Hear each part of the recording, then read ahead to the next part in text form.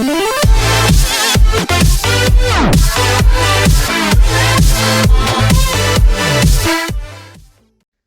Up people, it's me Hamzain, you are watching HT Reacts। Welcome back to the channel. उम्मीद करता हूँ अच्छे होंगे, खैर खैरियत से होंगे, एंजॉय कर रहे होंगे। और हमारा शिकवा आपसे फिर यही है कि वीडियोस को आपने शेयर करना बंद कर दिए, सब्सक्रिप्शन कम हो गई है। और हम ये देख रहे थे कि पिछले मंथ जो कि हमारा चैनल फिर से एक बूम पे था, वो फिर से उस क्रैश लैंड होना स्टार्ट हुआ है। तो भाई लाइक शेयर सब्सक्राइब कर दिया करो हैं।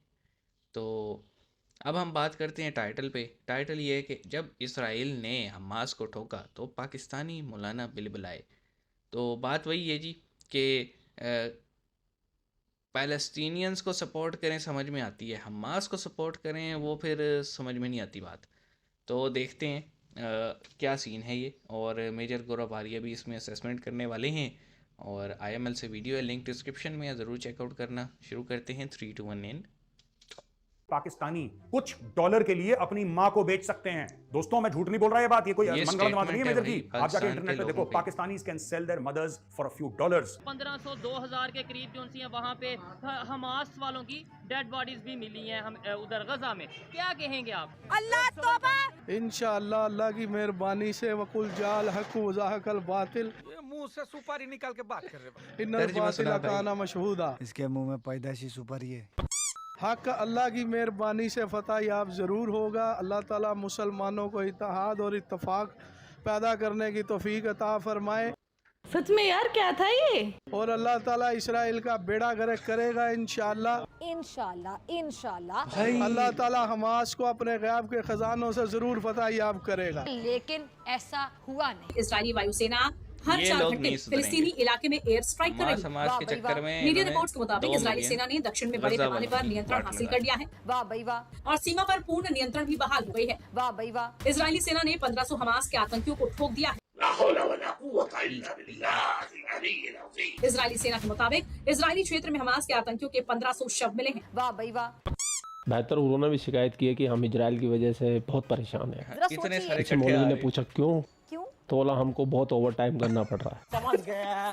मुझे लग रहा था जितना नुकसान इजराइल को पहुंचाना था पहुंचा दिया। क्या बात है। अब बैटिंग की बारी है इजराइल की, और इजराइल बैटिंग कर रहा है। ऐसे नॉन स्टॉप इजराइल ने बैटिंग शुरू की वहां पर, और छक्के पड़ रहे हैं पाकिस्तान में। ये चीख रहे हैं, बिलबिला रहे हैं, और हमास के समर्थन में रैलियां निकाल रहे हैं। मेरे पीछे देख सकते हैं कि यहाँ पर नौजवान पाकिस्तान में फलस्तीन का परचम पकड़े बड़ी तादाद में रोड पे रैलियां निकाल रहे हैं। लब्बैक लब्बैक अल जिहाद के नारे लग रहे हैं। यही वो पाकिस्तानी है, जब हमास ने हमला किया था सबसे ज्यादा जश्न भी यही लोग मना रहे थे। और आज सबसे ज्यादा विक्टिम कार्ड कौन खेल रहा है? यही लोग कर रहे हैं। सही बात है। एक बात याद रखना, जो आतंकवादी का समर्थन करते हैं वो भी आतंकवादी ही होते हैं। सही बात है। पाकिस्तानी मौलानों की जहालत तो मैं आपको दिखाऊंगा ही, लेकिन इससे पहले पाकिस्तान की जो ऑफिशियल UN के अंदर जो राजदूत है उसको सुने आप। तर्जुमान ने मजीद कहा कि मकबूजा कश्मीर में इंसानी हुकूक की संगीन खिलाफवर्जियां हो रही हैं। कश्मीरियों को हक फौरदारियत मिलना चाहिए। इसको तो मेजर साहब ही सही पहल सकते हैं।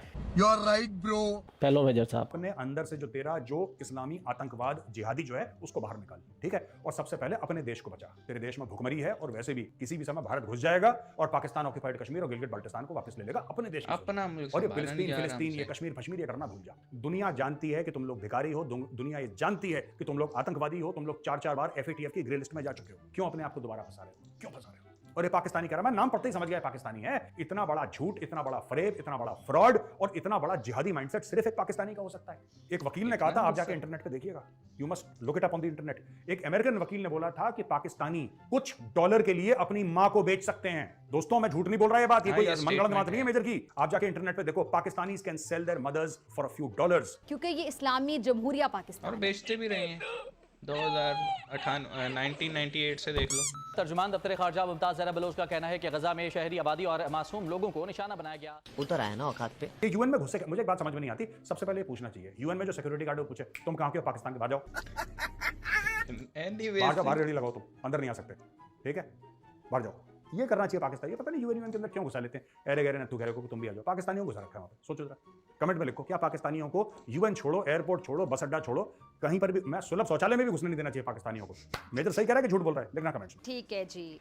और ये लोग जिस अल्लाह को महान कहते हैं, अल्लाहू अकबर के नारे लगाते रहते हैं, 24 घंटे दिन में 5 टाइम नारे लगाते हैं, अल्लाहू अकबर। लेकिन यही हमास के आतंकवादी अल्लाहू अकबर का नारे लगा के क्या करतूते कर रहे हैं। अल्लाहू अकबर के नारे पर महिलाओं के साथ बलात्कार किया गया। अल्लाहू अकबर जो के गलत नारे है पर उसको तो बच्चों गलत के कहना साथ तन चाहिए, से जुदा किए गए। उसमें अल्लाहू अना का अकबर के मसला नहीं नारे बनाना पर चाहिए। हमास ने जो किया वो गलत किया, महिलाओं का न्यूड ठीक है, परेड गलत क्या कराया है, गया। अल्लाहू अकबर इंसानियत के से गिरी नारे हुई पर हरकत की छोटे है। छोटे मासूम बच्चों को भेड़ बकरियों की तरह पिंजड़े में कैद करके एक एक करके निकाल करके बकरियों की तरह ज़बह किया गया। अल्लाहू अकबर के नारे पर पीरियड्स में खून से लथपथ महिलाओं को न्यूड परेड करा करके उसकी टांगे काटी गई। अल्लाहू अकबर के नारे पर लिपटी हुई अपने खाविंद के साथ अपने शौहर के कलेजे में डरी सहमी लिपटी हुई औरत को उससे अपने खाविंद से छीन करके उसके सामने उसके खाविंद के सामने उसको नंगा करके उसको परेड कराया गया। अल्लाहू अकबर के नारे पर मरी हुई औरतों के साथ बलात्कार करके वीडियो रिकॉर्डिंग की गई और उसके नंगे शरीर पर अपने पैर को रख करके उसके मुंह पर थूक करके हाँ, ये वीडियोस वो बनाए वीडियो गए। जो अल्लाहू ट्रक में अकबर लड़की के जा रही नारे थी। पर छोटे छोटे बच्चों को अनाथ किया गया। अल्लाहू अकबर के नारे पर पुरुषों को जलील किया गया, उसकी जानें ली। इसराइल ने इनको पहलना शुरू कर दिया। अब ये विक्टिम कार्ड खेलेंगे। सारे इस्लामिक कंट्री अब विक्टिम कार्ड खेलने पे आ गई है। इन्होंने वीडियोस बना लिए पहले, अब धीरे धीरे रिलीज करेंगे। पूरी दुनिया इस चीज को जान चुकी है। सबसे ज्यादा विक्टिम कार्ड अगर खेलने वाली कोई कौम है तो ये आसमानी कौम है। और मैं एक बार फिर बोलूंगा, आतंकवादियों का समर्थन करने वाला भी आतंकवादी होता है। आप लोग अपना ख्याल रखिए। आपका भाई आपके लिए पाकिस्तान से रिलेटेड वीडियो लाते रहता है। जय हिंद, वंदे मातरम, जय श्री राम, जय श्री राम, जय श्री राम।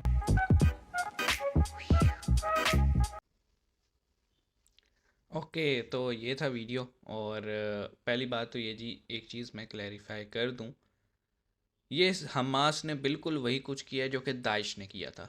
आपको याद होगा जब दाइश को एलिमिनेट किया गया और उनके लोग कैप्चर किए गए, और फिर जो उन्होंने होलनाक बातें सुनाई, उसकी फुटेजेस मौजूद हैं कि किस तरह से वो लोगों को टॉर्चर करते थे। ख़ास तौर पे चाहे मुस्लिम हों या नॉन मुस्लिम, ऐसे वो तमाम लोग जो कि उनकी आइडियोलॉजी के अगेंस्ट थे, दाइश वाली या उस मिलिटेंट माइंड सेट की, तो उनके साथ क्या किया जाता था वो हम सबको पता है जी, कि किस तरह से उन्हें सेक्सुअली असॉल्ट किया जाता था, अब्यूज़ किया जाता था।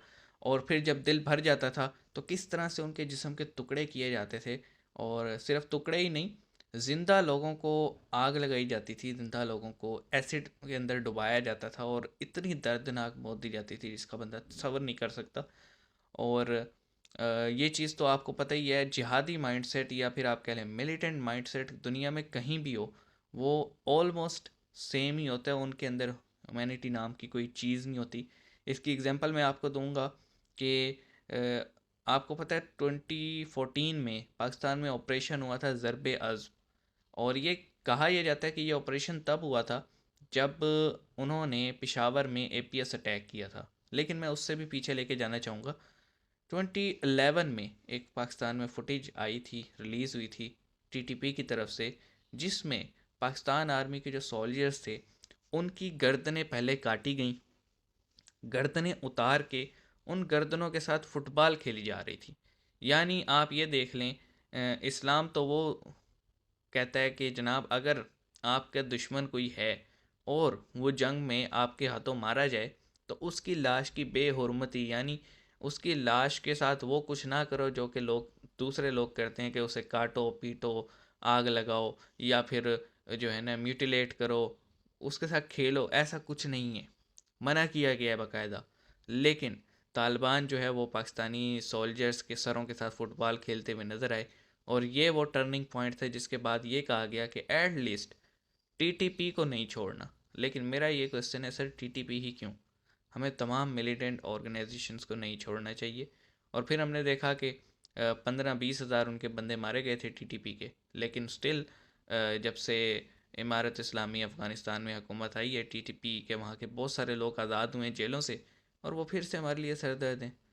तो बात सीधी सी है जी, जब हमें TTP अच्छी नहीं लगती, या फिर सीरिया या फिर इराक या फिर टर्की को दाइश अच्छी नहीं लगती, तो हमें हमास क्यों अच्छा लगता है? हमास ने भी वही कुछ की है।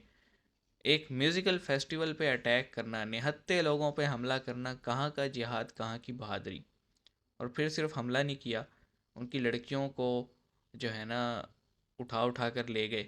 अब बेशक आप कहते रहो कि जनाब हमने कुछ नहीं किया, लेकिन मैं नहीं मानता कि जो फाइटर्स हैं उनके हाथ अगर ये काइंड ऑफ माल गनीमत लग जाए तो वो उसे छोड़ देंगे। ये लोग मेंटली रिटार्ड टाइप के लोग होते हैं। और फिर हमने ये देखा कि 250 के करीब लाशें तो उस फेस्टिवल में मिली हैं, वो निहत्ते सिविलियंस थे।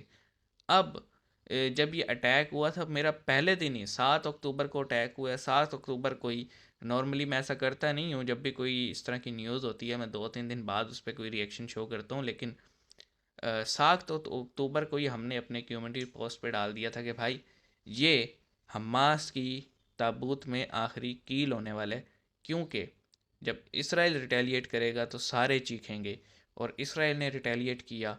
अब तक 3000 फ़लस्तीनियंस या गज़ा के लोग मारे गए हैं।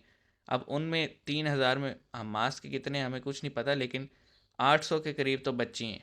अब बच्चे तो हमास के हो नहीं सकते सपोर्टर, या फिर आप कह लें मिलिटेंट, क्योंकि वो 4 से 5 साल की उम्र वाले 800 के करीब बच्चे हैं। तो नो डाउट ये तो होना ही था कि कोई बम जो है ना वो पूछ के नहीं गिरता कि मैं टेररिस्ट हूँ या नहीं, बम गिरता है तो बंदे मरते हैं। तो अब ये कह लें, अब इसराइल के पास एक बहाना है कि जनाब हम पे हमला हुआ है, हमारे 1400 के करीब सिविलियंस मारे गए हैं, हम इन्हें नहीं छोड़ेंगे। और वो ऐसा कर भी रहा है, और ये राइट भी है भाई। मेरे पे कोई अटैक करे मैं छोड़ दूंगा, पॉइंट है ना। मुझ पे या मेरे घर पे कोई अटैक करे तो मैं ये तो नहीं कहूँगा नहीं मुझे रिस्ट्रेंट का मुजाहरा करना चाहिए। मैं प्रॉपर जितनी मेरे अंदर फोर्स होगी, जितने रिसोर्सेज होंगे, उन सब के साथ हमला करूँगा। और इसराइल यही कर रहा है, और हमारे लोगों को यही बात समझ में नहीं आ रही कि जब भी आपकी टेरिटरी पे, आपकी सॉवरेनिटी पे अटैक होता है तो आप छोड़ते नहीं हैं। तो यही कुछ हो रहा है। ये तो गज़ा की आवाम को सोचना चाहिए था कि जब जो है ना इसराइल पे अटैक किया जा रहा था, उन्होंने क्यों ये स्टेटमेंट जारी नहीं किया अटैक से पहले ही कि जनाब इसमें हमारा हाथ नहीं है। वो इस चीज़ को सेलिब्रेट कर रहे थे। अब उसका पस मंज़र आप जो मर्ज़ी कह लें कि पिछले 75 साल से इसराइल ने कब्ज़ा किया हुआ है व्हाटसोएवर, तो इस पे हम कुछ भी नहीं कह सकते। बात यह है कि जब नकबा हुआ था तो हम सबको, हमने इस हिस्ट्री में पढ़े थे कि पे करके जो है ना ज़मीनें ख़रीदी गई थी, और जब उनके पास एक सर्टन लैंड आ गया तब उन्होंने इसराइल की स्टेट का ऐलान किया था। तो अब ये कह देना कि कब्ज़ा है, ये सही नहीं है। आप ये कह रहे हैं 70% उन्होंने ख़रीदा था, 30% वो कब्ज़ा कर रहे हैं। वही होता है ना कि चारों तरफ आपकी ज़मीन है, बीच में किसी का और मकान हो, तो आप कहते हैं भाई ये मुझे बेच दे। वो ना बेचे तो फिर आप कहते हैं एंज नहीं तेंज सही। लेकिन इसका हर किसी का मतलब नहीं है कि आप उनके घर की औरतों बच्चों पे हमला कर दें, है ना। तो हमें सोचना चाहिए कि हम ना ह्यूमैनिटी को छोड़ें, लेकिन हम मिलिटेंट्स का साथ भी ना दें। हमें इस चीज़ पे गौर करना चाहिए। मिलेंगे, अपना ख्याल रखिएगा। सी यू गाइस।